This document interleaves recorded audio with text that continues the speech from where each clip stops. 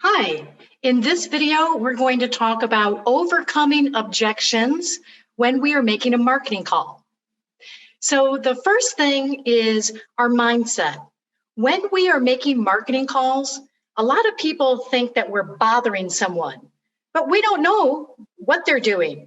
So if we change that to we're interrupting them, it makes it easier to make that call. And if we bring a candidate to market, we're bringing value to a company. So how can it be a bother when we're bringing something that could be of value to them?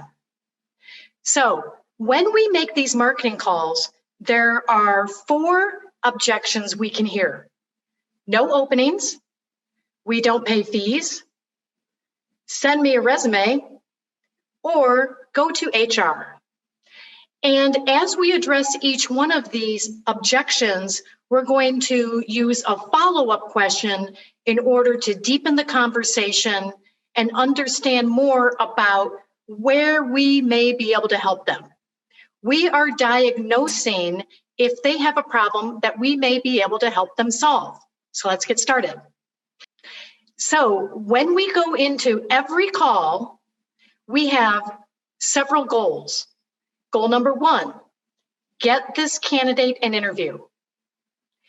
Goal number 2, see if there's any other openings that we can help fill. Goal number 3, gather industry intelligence. All of this is going to help us in our business to understand how we may be able to help them in the future or other companies we may be able to help as well. No openings. If someone says, I have no opening, the first thing we do is repeat that back. Oh, you have no openings. It shows that we heard them instead of just barreling over them and trying to solve a problem that we don't even know if we can solve yet. So we start off by saying the same thing they had. And in those few seconds, it allows our brains the chance to think about what our response is going to be and prepare. So you have no openings. What kind of person would you like to know about if you did have an opening? Or you have no openings. Is that only in your department? What other departments may have an opening? Who should I speak to there? Another good question. You have no openings. How do you find top talent when you have a critical need? Have you ever used a recruiter? What's your experience been? Oh, you have no openings right now? Great. What kind of openings do you think you'll have in the future? Or my favorite question, and I ask this almost every conversation, I'm in the marketplace every single day, and I talk to probably between 50 and 60 leaders in your industry every week. If someone came to my attention that was so compelling you would want to know about them, what type of candidate should I call you about in the future? Another good question. What kind of needs do you think you will have in the future? Because all these are getting us more information to help them in the future and to know if we can even help them now. Another common objection is we don't pay fees, or we're not going to pay your fee, or your fee is too high, or something like that. So I'm going to ask them, oh, you don't pay fees. Have you ever paid a fee? And continue the conversation from there. Oftentimes they'll say, well, normally we pay X amount, but there was one time we paid a different amount. Or, well, we don't normally pay fees, but there was that one time where we did. So they pay fees if the right person comes along. That's all we need to know. Another way to answer that is, oh, you don't pay fees. How do you find top talent? Because it deepens the conversation. Now we have more things to learn and we can adjust our questions accordingly. Another objection is the resume. Send me a resume. I answer, I'm happy to send you a resume.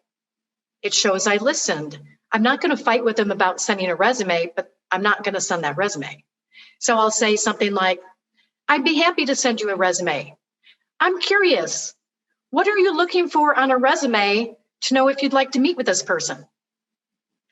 Or, great, you'd like a resume. I recruited him while working on something else. He doesn't have a resume ready to go, but I'd be happy to have him put it together if you want to meet with him. What in particular are you looking for on a resume to know if you'd like to meet with him?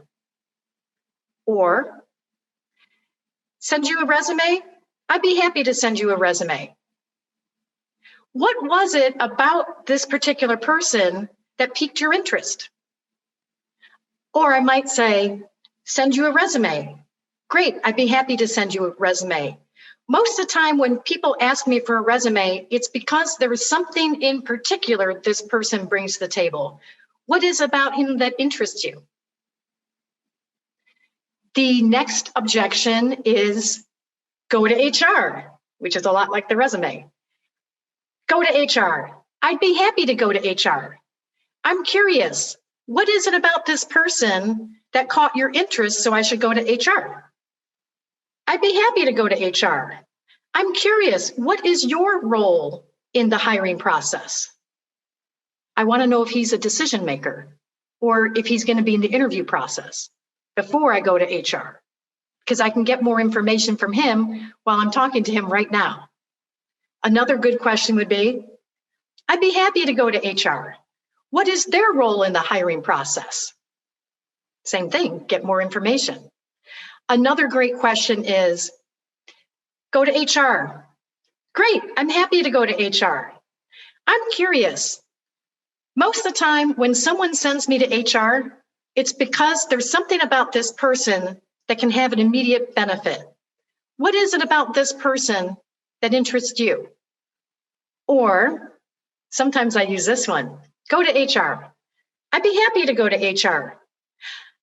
I'm curious. I have found many of my clients have said it's easier to beg for forgiveness than jump through all the hoops of HR, especially in a large company like yours. Have you ever gone around HR, begged for forgiveness in order to interview someone? Again, I don't really care that much about the answer, but I do want to know if they have the power to hire, or are they just sending me to HR to get me off the phone? And sometimes if I suspect that's it, I'll go ahead and say that too. Go to HR. I'm happy to go to HR. I'm curious. Most of the time when someone sends me to HR, it's either because they have an interest in something I said about this person, or they just want me off the phone. Which is it with you?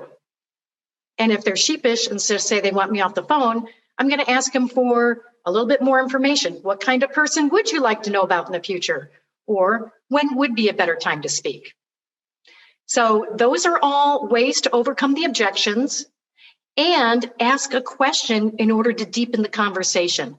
That's the most important part, because in the end, we want them to have an objection so that we have something to talk about and show them why they should continue talking to us, what sets us apart, and how we can help them in the future.